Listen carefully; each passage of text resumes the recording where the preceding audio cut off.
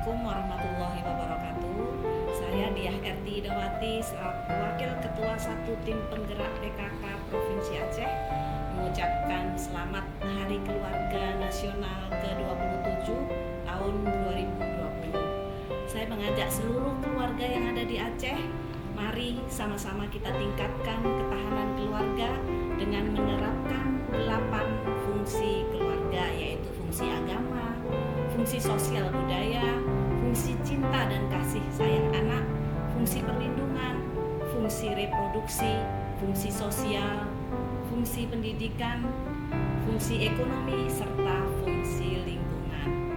Melalui momentum Harga Nas yang diperingati pada tanggal 29 Juni setiap tahunnya dan pada masa pandemi COVID-19 ini, saya juga mengajak seluruh keluarga dan masyarakat Aceh bersama-sama memutuskan mata rantai penyebaran virus corona yang dimulai dari keluarga.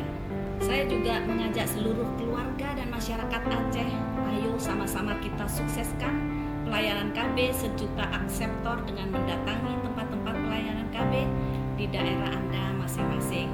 Jangan lupa tetap mengikuti protokol kesehatan, yaitu jaga jarak, mencuci tangan, dan pakai masker.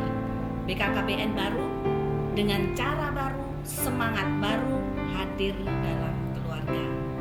BKKBN berencana itu keren. Assalamualaikum warahmatullahi